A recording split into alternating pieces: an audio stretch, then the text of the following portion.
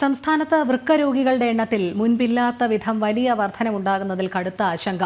മുൻവർഷങ്ങളേക്കാൾ രോഗികളുടെ എണ്ണം 5 ഇരട്ടിയായി വർദ്ധിച്ചു. പ്രമേഹവും മരുന്നുകളുടെ ഉപഭോഗവും രോഗികളുടെ എണ്ണം വർദ്ധിക്കുന്നതിന് കാരണമെന്ന് കണ്ടെത്തൽ. ാണ് വൃക്കരോഗികളുടെ എണ്ണത്തിലുണ്ടാകുന്നത്.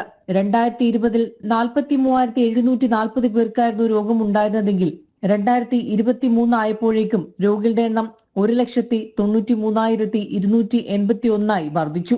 5 ഇരട്ടിയായി രോഗികളുടെ എണ്ണം വർദ്ധിക്കാൻ കാരണം പ്രമേഹവും മരുന്നുകളുടെ ഉപഭോഗവുമാണെന്നാണ് ആരോഗ്യവകുപ്പ് നടത്തിയ പഠനത്തിലെ കണ്ടെത്തൽ.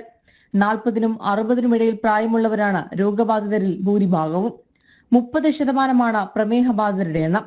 ആഹാര രീതിയിലും ജീവിതശൈലിയിലും ഉൾപ്പെടെ ഉണ്ടായ മാറ്റമാണ് രോഗികളുടെ എണ്ണം കൂടുന്നതിന് കാരണമെന്ന് ആരോഗ്യ വിദഗ്ധർ പറയുന്നു. അതോടൊപ്പം വേദനയ്ക്കും ഉദരരോഗങ്ങൾക്കുമുള്ള മരുന്നുകളും വൃക്ക രോഗബാധ വർദ്ധിക്കുന്നതിന് കാരണമാണ്. വൃക്ക രോഗികളുടെ എണ്ണത്തിൽ മുൻപില്ലാത്ത വിധം വലിയ വർധനമുണ്ടാകുന്നതിൽ കടുത്ത ആശങ്കയാണ് ആരോഗ്യ വിദഗ്ധർ പങ്കുവയ്ക്കുന്നത്. ജനം, തിരുവനന്തപുരം.